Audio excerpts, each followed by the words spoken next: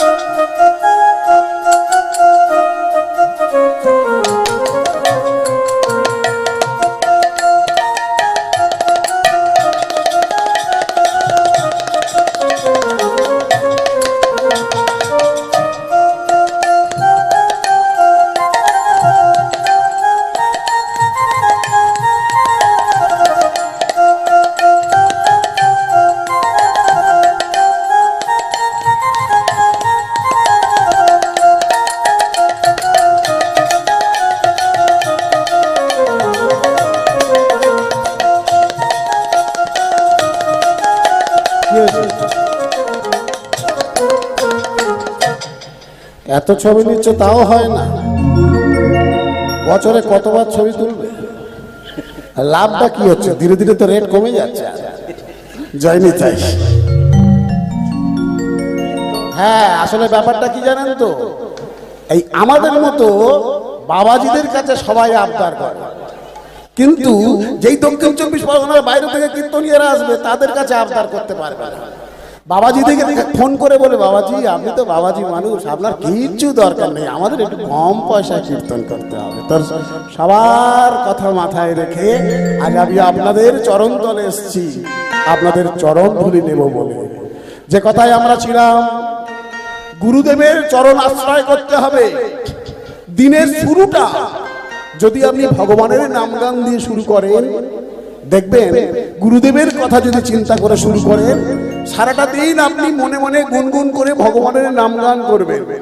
আর দিনের শুরুটাতে যে ঘুম থেকে উঠে পায়ে পা তুলে ঝগড়া করার চেষ্টা করে, ও দেখবেন সারাদিন ঝগড়া করছে, রাতে ঘুমিয়ে ঘুমিয়ে নিজের সঙ্গে নিজেও ঝগড়া করছে। তাই দিনের শুরুটা গুরুদেবের কথা চিন্তা করে গুরু মন্ত্র জপ করে শুরু করুন, দেখবেন দিনটা খুব ভালো যাবে। দিন তোর আনন্দ যাবে, ভজলে গুরুর নাম, ভজলে গুরুর নাম, গুরু ব্রহ্মা গুরু বিষ্ণু গুরু গুণধাম। দিন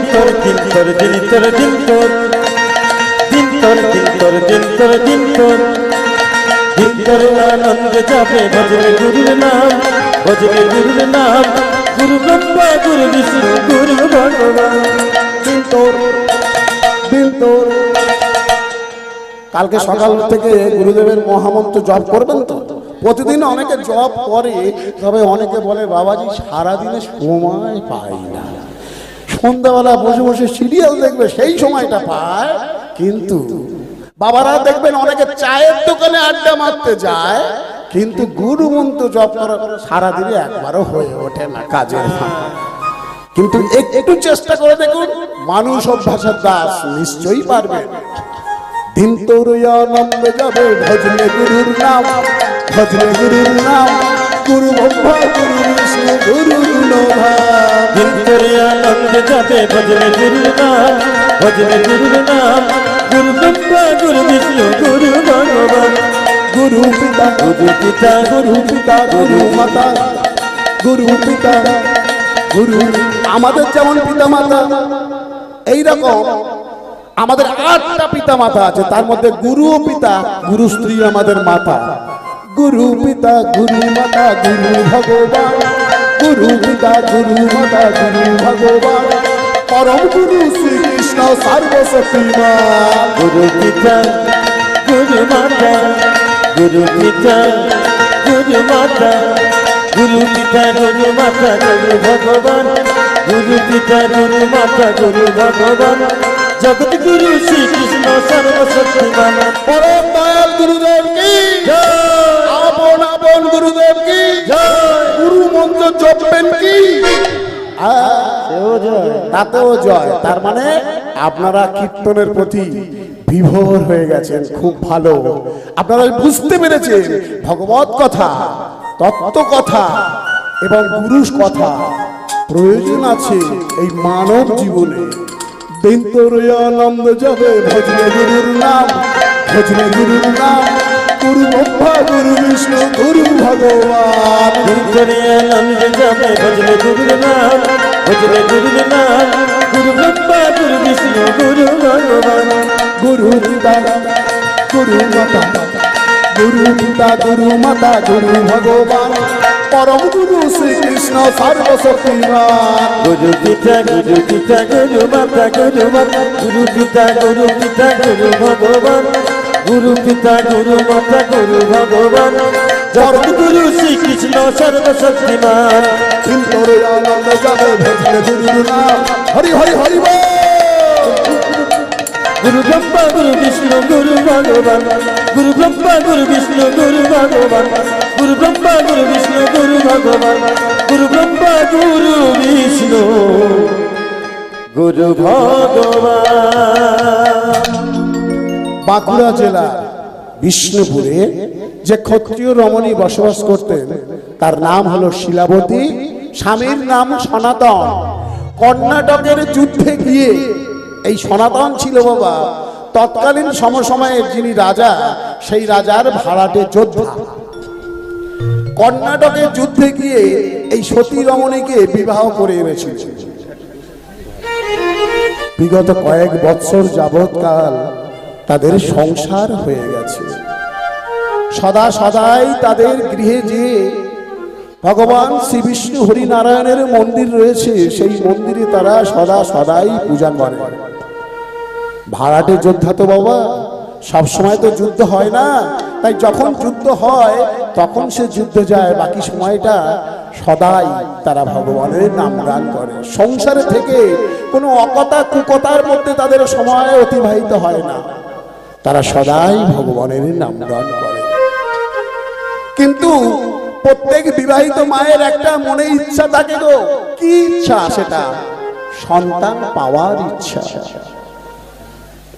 যে মায়ের গর্ভে সন্তান আসেনি সে মায়ের যে কত অব্যক্ত যন্ত্রণা, অব্যক্ত ব্যথা আছে সে কাউকে বলে বোঝাতে পারবে না।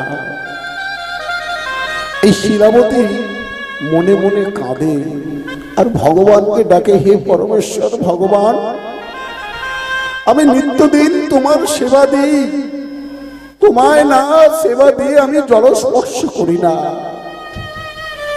সব মায়েদের কোলে দেখো কত সুন্দর সন্তান সন্ততি খেলা করে, আর আমি যখন কলে জল আনতে যাই, আমি যখন ঘাটে যাই কাপড় কাচতে, আমি যখন রাস্তা দিয়ে যাই বাজারে, আমার প্রতিবেশীরা আমার দিকে আঙুল তুলে বলে, দেখ দেখ বন্ধা দাঁড়িয়ে যাচ্ছে, ওর মুখ দেখাও। বলতে পারো ভগবান কোন পাবে আমি সন্তান পেলাম না এই জন্মে? মন্দিরের মধ্যে ঢুকে ভগবানকে বলে আর কাঁদে। বাইরে থেকে সনাতন শোনে, আর যখন মন্দিরের বাইরে আসে শিলাবতী সান্ত্বনা দেয়, শিলাবতী আমি জানি তোমার মনে একটা অব্যক্ত ব্যথা যন্ত্রণা আছে, কিন্তু জানো শিলাবতী, স্বয়ং ভগবান বলেছেন দেবর্ষি নারদকে। দেবর্ষি নারদ একদিন প্রশ্ন করেছিল, হে পরমেশ্বর ভগবান, ভক্তের জীবনে কেন এত কষ্ট? ভক্তকে কেন তুমি এত কষ্ট দাও বলতে পারো? সেদিন স্বয়ং ভগবান দেবর্ষি নারদকে বলেছিলেন, ওহে দেবর্ষি নারদ, যারা স্কুলে পড়ে তাদেরকেই পরীক্ষা দিতে হয়, যারা না স্কুলে পড়ে তাদের কোনো টেনশন চিন্তা থাকে না। সারা বছর যে পড়াশোনা করবে মাথা গুঁজিয়ে, তাকে তো বছরের শেষে একবার পরীক্ষা দিতে হবে। তাই আমার পাঠশালায় আমার ভক্তরাই তো রয়েছে, তাদেরকে আমি পরীক্ষা করে ঝাড়াই বাছাই করে নেব না? তাই তো তাদেরকে অনেক কষ্টের মাধ্যম দিয়ে পবিত্র হয়ে আমার কাছে আসতে হবে। শিলাবতী, তোমার গর্ভেও সন্তান আসবে একদিন না একদিন। তুমি প্রাণ ভরে শুধু ভগবানকেই ডাকো। একদিন কি হলো, সনাতন চলে গেছে কোনো কর্মে। শিলাবতী চিন্তা করছে আমি একটু ঘাটে যাই কাপড় কেচে আনতে। যেই না ঘাটে গেছে, প্রতিবেশী যে সমস্ত মায়েরা ঘাটে ছিল তারা বলে বললে, সবাই সরে যা সরে যা সরে যা, ওই দেখ একটা বন্ধা নারী আমাদের ঘাটে নেমেছে, ওর মুখ দেখিস না সকাল সকাল। খুব কষ্ট পেল শিলাবতী, কাঁদতে কাঁদতে এসে ভগবানের মন্দিরে ঢুকে দরজাটা বন্ধ করে দিল। ওগো ভগবান,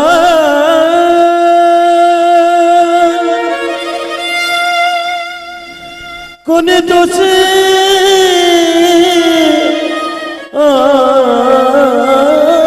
আমি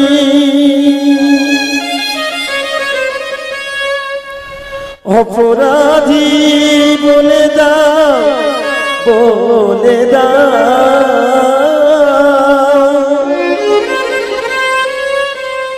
ও গো ভগবান আমায় বলে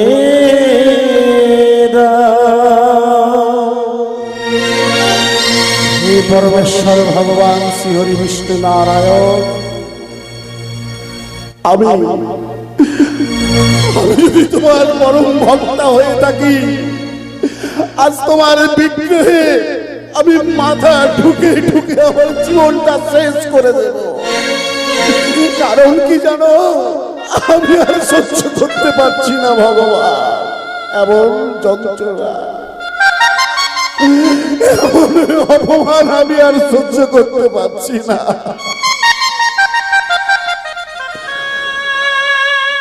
শিহরি বিষ্ণু নারায়ণের মূর্তি ছিল, আর সেই মূর্তির সামনে প্রতিজ্ঞা করলো শিলাবতী, আমার প্রাণ যায় যাক, আমি তোমার দেখা চাই, আমার গর্ভের সন্তান চাই। কৃপা করে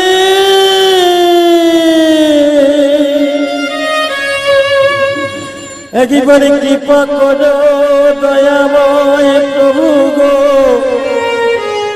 আমার প্রভু গো, দয়াল প্রভু গো, আমায় কৃপা করো। ধীরে ধীরে ওই কপালটা মাথাটা নিয়ে বিগ্রহের চরণ তলে বারবার ঢুকছে। আজ আমি জীবন বিসর্জন দিয়ে দেবো ভগবান। কপালটা ঠুকতে ঠুকতে কপালটা ফেটে গেছে, রক্ত ঝরঝর করে ঝরিয়ে পড়ছে। শিলাবতী জ্ঞান হারিয়ে ফেলল। দৈববাণী হলো, শিলাবতী, শিলাবতী কে এসেছে তুমি ভগবান? বলতে পারো ভগবান আমি মা হব? শিলাবতী, পূর্ব জন্মে তুমি আমার পরম ভক্তা ছিলে, আমি বৈষ্ণব রূপে তোমার কাছে গিয়েছিলাম, তুমি আমায় দান করেছিলে, তবে একটা ভুয়া নারকেল দান করেছিলে, ভুয়া ফল দান করেছিলে। তাই তো এজন্য তুমি আমার পরম ভক্তা, কিন্তু তাও তোমার গর্ভে সন্তান নেই। বেশ, আমি তোমার গর্ভে সন্তান প্রদান করব, কিন্তু মনে রেখো শিলাবতী, সেই সন্তান আমার লীলা প্রকাশ করার জন্য পৃথিবীতে আসবে। সেই সন্তান হবে বলশালী, কিন্তু তোমার হবে না। নিতাই গৌর হরিবল। মায়ের দেহে জ্ঞান ফিরল, চমকে উঠল শিলাবতী। আমি কি তাহলে স্বপ্ন দেখছিলাম? ভগবান কি এসেছিলেন, আমার গর্ভে সন্তান দেবেন বললেন? বেশ, আমার সন্তান আসুক, আমি মা হতে চাই। বাইরে থেকে কিন্তু সব শুনছিল সনাতন। যখনই শিলাবতী মন্দিরের দরজাটা খুললো, সনাতন সরে গেল। সংসারে থাকতে থাকতে মাতা শিলাবতী একটা সময় গর্ভবতী হয়ে পড়লেন। পরম আনন্দ, প্রতিবেশীদের ডেকে ডেকে বলতে লাগলেন, এই শোনো শোনো, আমিও মা হব, আমার গর্ভে সন্তান এসেছে, তোমরা সবাই একবার শঙ্কর ধ্বনি উলুধ্বনি করো। নিতাই গৌর হরিবল হরিবল হরিবল হরিবল। এক মাস যায়, 2 মাস যায়। ও মায়েরা, গর্ভে সন্তান আসলে কি করতে হবে গো? ফুচকা খেতে হয়। এই ফুচকা খেয়ে খেয়ে যত ফসকের জন্ম হচ্ছে। গর্ভে সন্তান আসলে সর্বপ্রথমে বর্তমান মায়েরা কি করে জানেন? শাশুড়িদের হাতটা ধরে। যার না শাশুড়ি থাকে সে ননদের হাতটা ধরে। চলো এই গাইনোকোলজিস্ট একটা ডাক্তারের কাছে যাব। চলে গেল ডাক্তার বাবুর চেম্বারে। ডাক্তার বাবুর চেম্বারে গেল। এটা আমি খুব ভালোভাবে বলতে পারি, কারণ আমার একটা নিজের কাকা ডাক্তার, গাইনোকোলজিস্ট ডক্টর বাসুদেব মন্ডল, হয়তো এদিকে আসে, হয়তো যাই হোক। তো কি হয় জানেন তো, কোনো ওষুধ নাই, কতগুলো ফলিক অ্যাসিড ছাড়া কোনো ওষুধ ট্যাবলেট নাই, কিন্তু ডাক্তার ভেবে নেয় যে আমার একটা মোটা খদ্দের এসে গেছে। ওই যে চেম্বারে ঢুকলো, চলছে লেখা, প্রেসক্রিপশন লেখা চলছে, লিখে দিয়ে 500 টাকা 700 টাকা 800 টাকা ভিজিট নিয়ে নিল। বাড়ি যখন ফিরলো, স্বামী জিজ্ঞাসা করলো, ডাক্তার কি বলেছে? সব বাবাই চায় একটা সুস্থ সবল সন্তান পেতে। বললো ডাক্তার কি বলেছে? বললো ডাক্তার বলেছে রেস্টে থাকতে হবে। কোনো ব্যাপার নেই, রিমোটটা ধরো, বিছনায় উঠে বসো, টিভি দেখো আর রেস্ট নাও। রেস্ট চলছে, টিভি দেখা চলছে। ও মায়েরা, মায়ের গর্ভে সন্তান যত বৃদ্ধি পায়, মা যা শুনবে মায়ের কর্ণ দিয়ে ওই আওয়াজটা সন্তানও শুনতে পাবে। কেন বলুন তো? হ্যাঁ বলবো। এইবারে আর কি বলেছে ডাক্তার? ডাক্তার বলেছে পুষ্টিকর খাবার খেতে। পুষ্টিকর খাবার মানে কি? সপ্তাহে 2 দিন তোমাকে পাঁঠার মাংস খাওয়াবো। বেশ। আচ্ছা, বাদ বাকি 2 দিন তোমাকে ওই ঠ্যাং খাওয়াবো। বেশ। আর বাদ বাকি 2 দিন তোমায় ডিমের ঝোল ভাত, মানে পুষ্টিকর খাবার।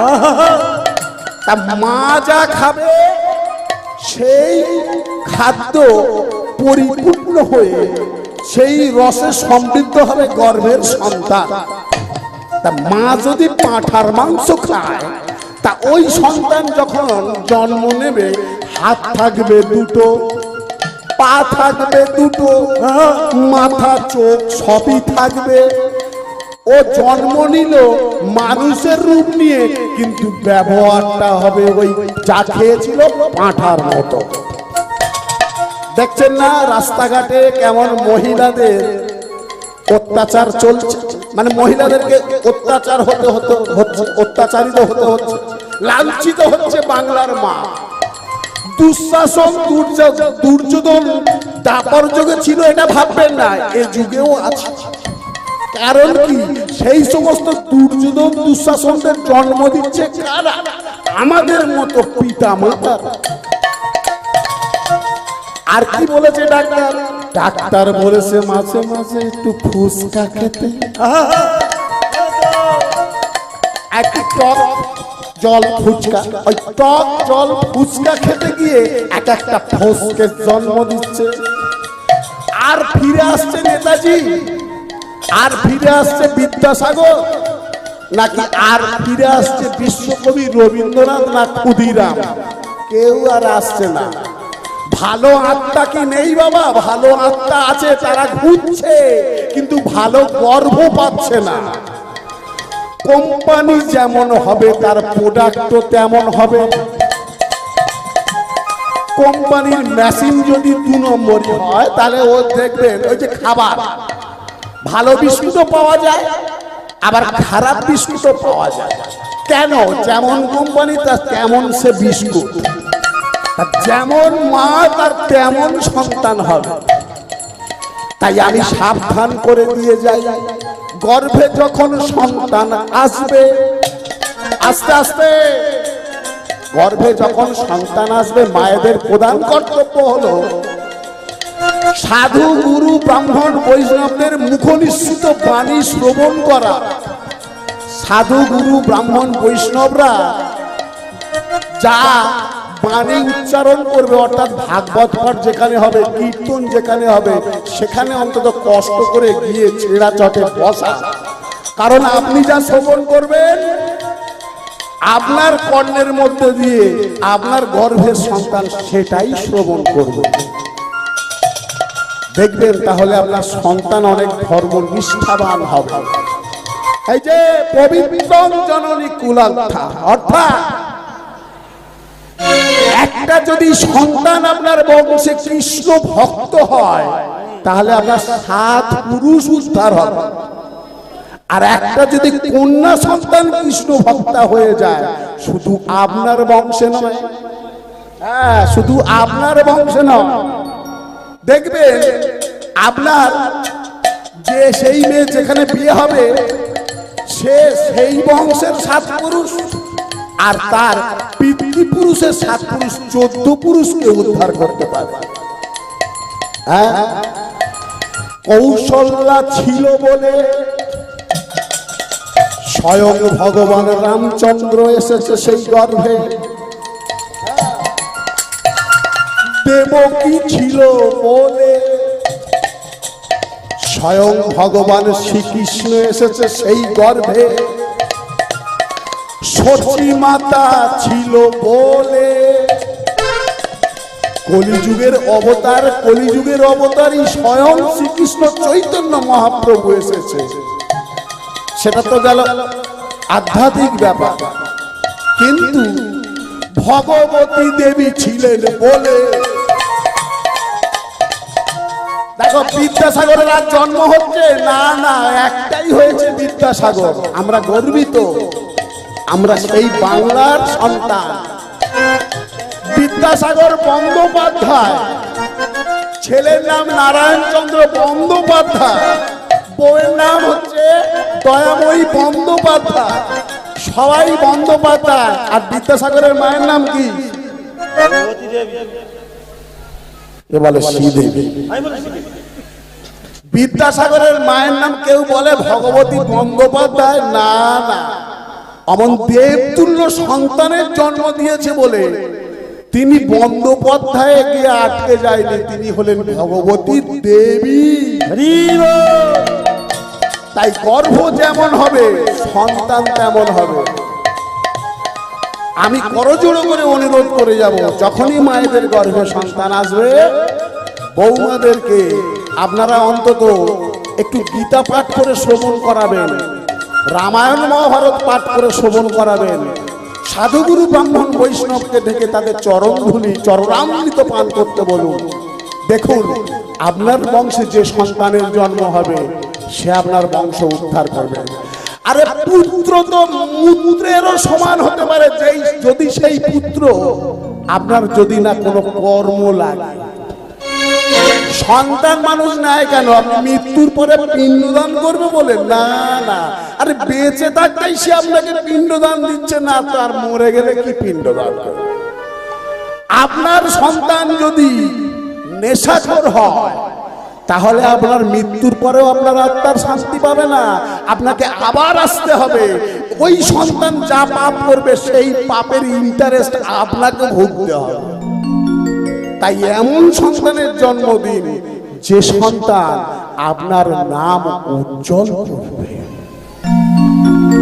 তাকে বাবাজি হওয়ার দরকার নেই, তাকে অতি বড় ভক্ত হওয়ার দরকার নেই, শুধু তাকে মানুষের মতো মানুষ হতে হবে। মানুষের মতো মানুষ মানে কি? বড় কোনো সরকারি চাকরি পাওয়া, নাকি বড় কোনো উচ্চ পোস্টে যাওয়া, নাকি ডাক্তার উকিল হওয়া? না, যে সন্তান সবাইকে শ্রদ্ধা করবে, যে সন্তান সবাইকে মানবে, তেমন সন্তানের জন্ম দিতে হবে। তাই আজ শিলাবতীর গর্ভে সন্তান এসছে, আর মাতা শিলাবতী মন্দিরে ঢুকে ভগবানকে পূজা করছে। হে নাট নারায়ণ হরি, হে নাট নারায়ণ হরি, হে নাট নারায়ণ হরি, হে নাট নারায়ণ হরি, হে নাট নারায়ণ হরি। শিলাবতী দরজা খোলো, শিলাবতী দরজা বন্ধ করে পূজা করছে। বাইরে থেকে ডাকছে সনাতন, শিলাবতী দরজাটা খোলো। দরজা খুললো। শিলাবতী, কি হয়েছে স্বামী? আমি তো ভগবানের পূজা করছি, বারবার আমায় ডাকছো কেন? শিলাবতী, আমার যে ডাক এসে গেছে, ডাক এসে গেছে মানে আমি যে যোদ্ধা, আমাকে যে গয়া যুদ্ধে যেতে হবে, রাজা তাই আমাকে ডাক দিয়েছে যুদ্ধে যাওয়ার জন্য। না স্বামী, আমার গর্ভে সপ্তম মাসের সন্তান। মায়েদের গর্ভে সন্তান আসলে সেই বাড়ির পিতাকে কোনো প্রাণী হত্যা করতে নেই মা।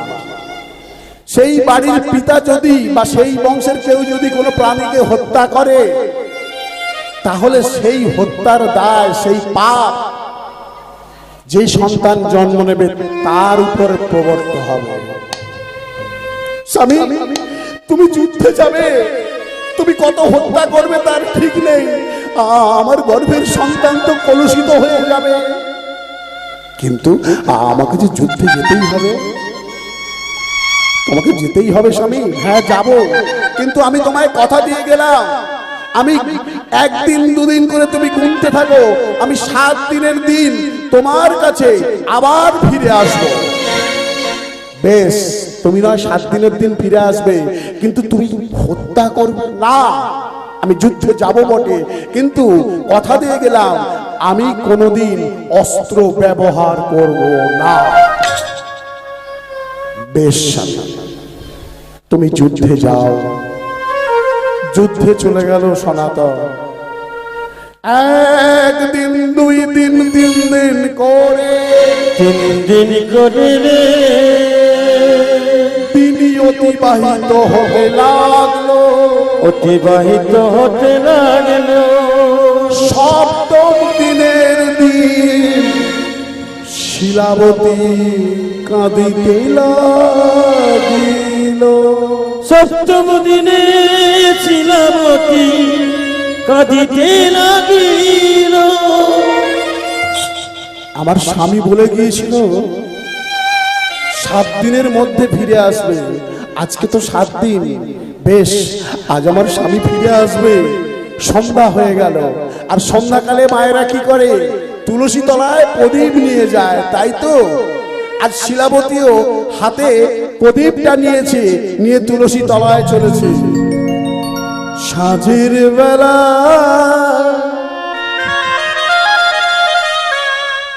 তুলসী তলা,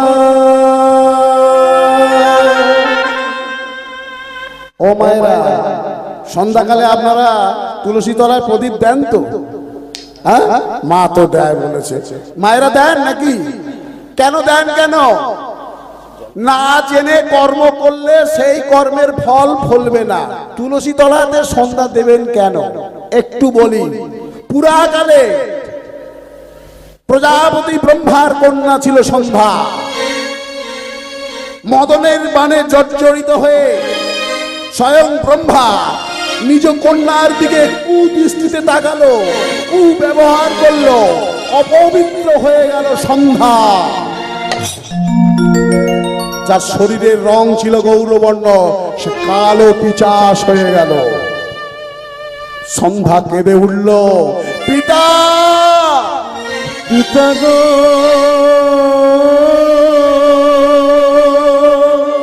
পিতা, তুমি আমার পিতা হয়ে আমার সঙ্গে যে ব্যবহার, কুব্যবহার করলে, এই ব্যবহারে আমি অপবিত্র হয়ে গেলাম।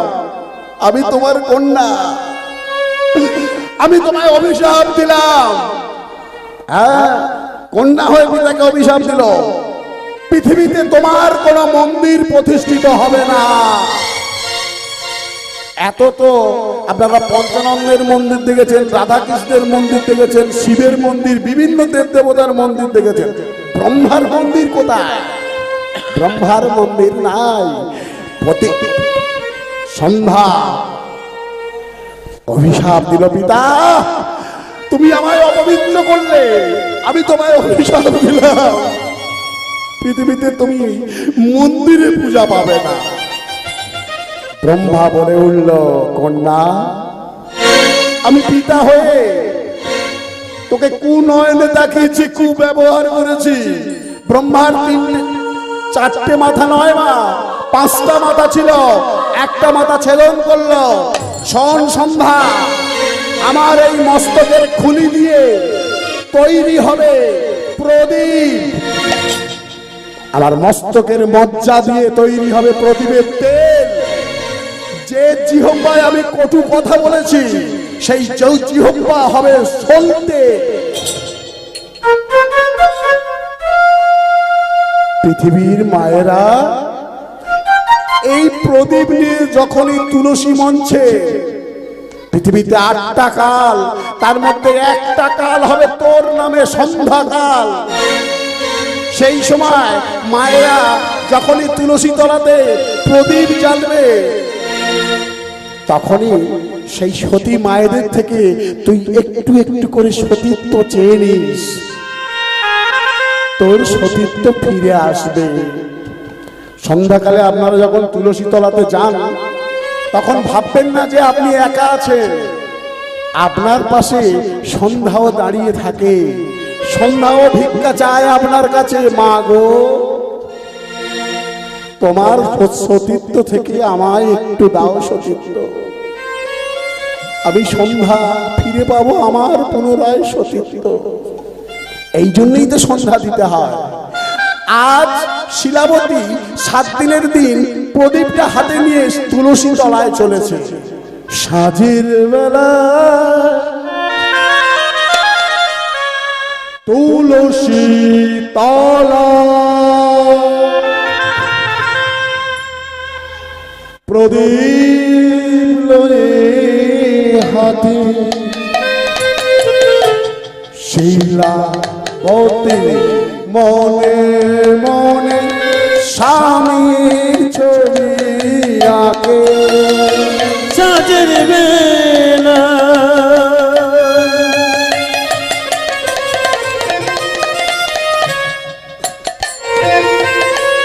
তুলসী তলা,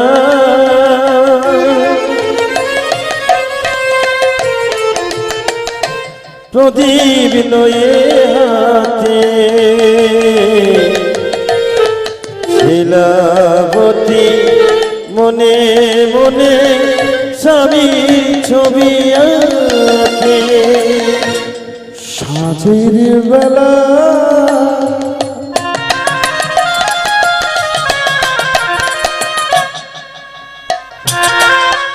তুলসী তলা,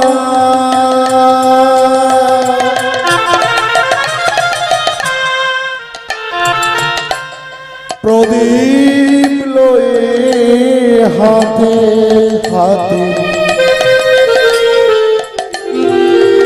শিলাবতী মনে মনে স্বামীর ছবি আঁকে।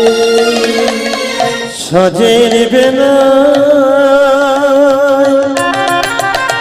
ফিরে এসো স্বামী, তুলসী তলা। আজ তো 7 দিন হয়ে গেল, তুমি কখন ফিরে আসবে স্বামী?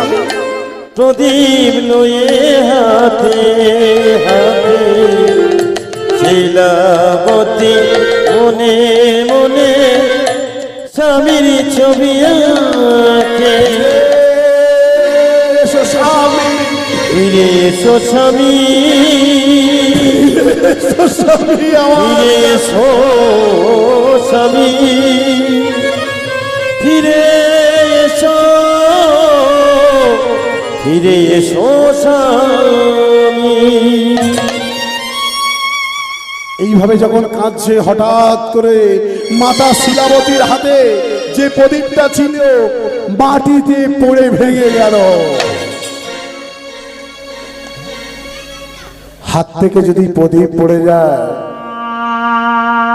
ভাববেন কোনো অমঙ্গল দুঃসংবাদ আসছে আপনার কাছে। মায়েদের বিবাহের সময় একটা নাক ছবি দেওয়া হয় মাঙ্গল্য, যদি অকারণে খুলে পড়ে যায়, ভাববেন সংসারে একটা বিপদ ঘনিয়ে আসছে। রাতের বেলা যদি কাকের আওয়াজ শুনতে পান, ভাববেন গ্রামে বা শহরে কোনো বিপদ ঘনিয়ে আসছে। দিনের বেলা যদি শিয়ালের আওয়াজ পান, তাহলে ভাববেন হয়তো কোনো দুঃসংবাদ আপনার জন্য ধেয়ে আসছে।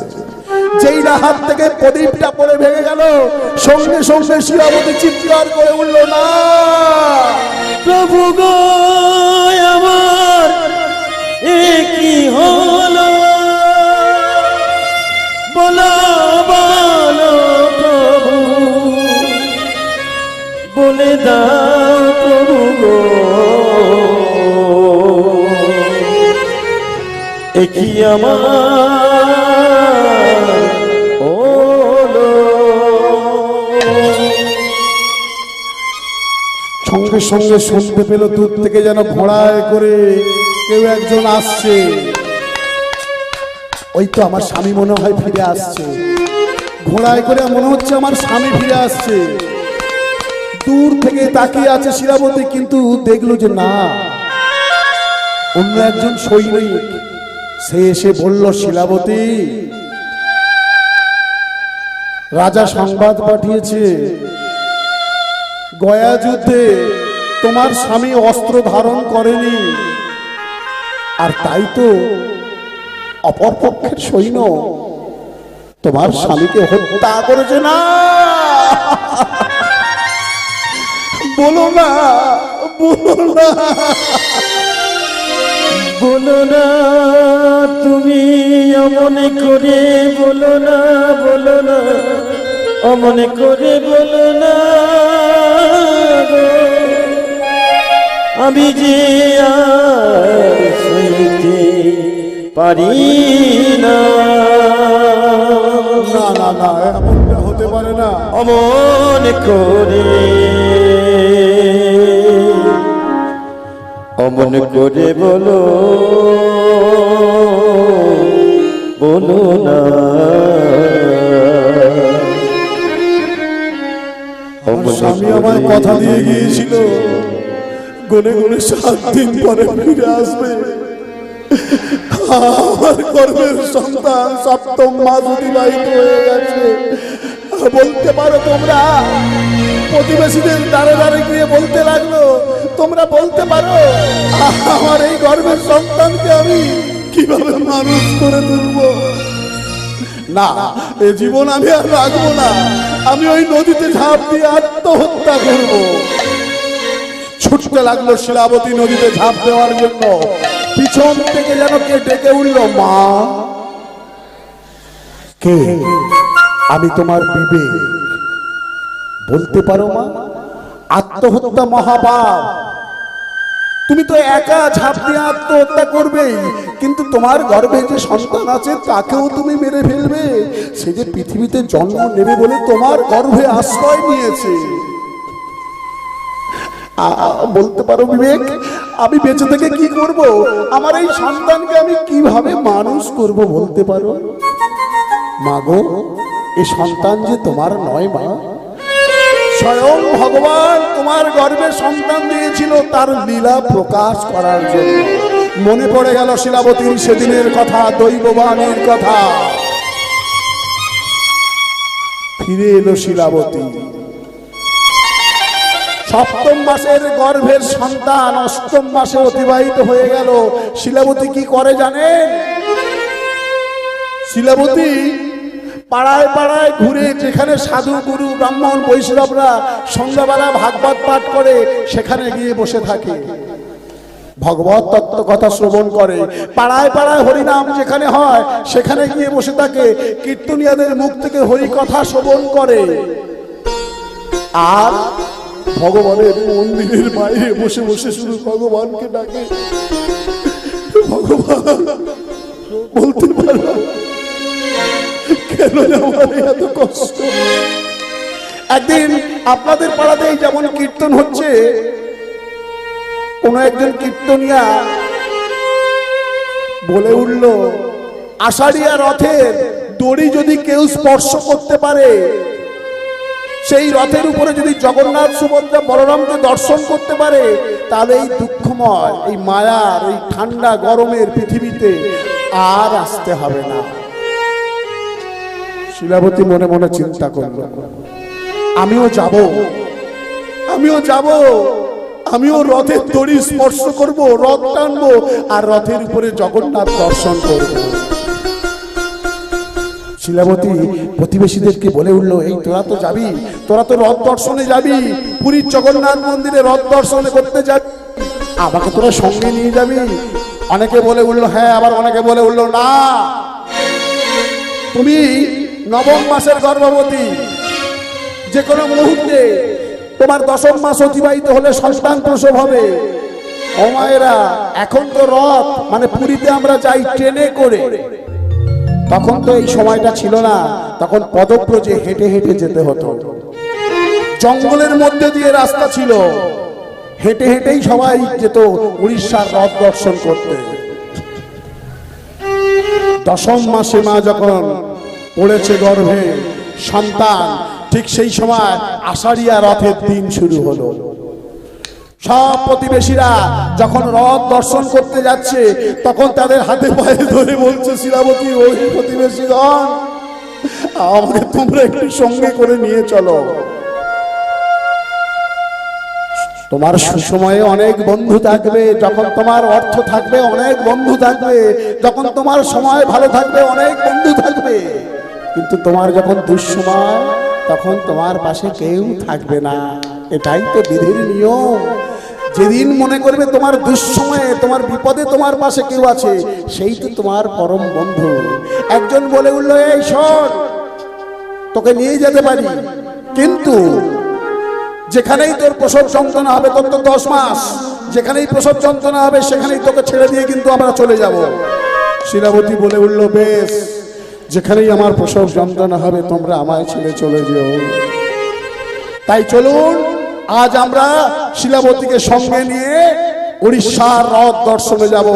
এই যে জগন্নাথ দেব, এই জগন্নাথ দেব আজ আপনাদের এখানে উপস্থিত, আমরা যাব, চলুন রথ দর্শনে আর জগন্নাথ সুভদ্রা বলরাম দর্শনে। জগন্নাথ দেব কি জয়, বলভদ্র কি জয়, সুভদ্রা মাইয়া কি জয়। জয় জগন্নাথ, জয় জগন্নাথ, জয় জগন্নাথ, জয় জয় জগন্নাথ, জয় জগন্নাথ, জয় জগন্নাথ, জয় জগন্নাথ। জগন্নাথ দর্শনে গেলে সদা সর্বদা জগতের নাম, জগন্নাথের নাম নিতে হয়। তাই একবার সবাই আপনারাও বলুন, জয় জগন্নাথ, জয় জগন্নাথ, জয় জগন্নাথ, জয় জগন্নাথ। জয় জগন্নাথ, জয় জগন্নাথ, জয় জগন্নাথ, জয় জগন্নাথ।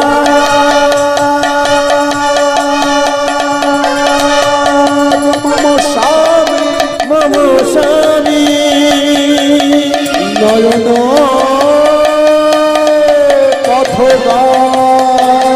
পথগামী হবে জয় জগন্নাথ, জয় জগন্নাথ, জয় জগন্নাথ, জয় জগন্নাথ, জয় জগন্নাথ, জয় জগন্নাথ, জয় জগন্নাথ, জয় জগন্নাথ। জগন্নাথ দেব কি জয়, বলভদ্র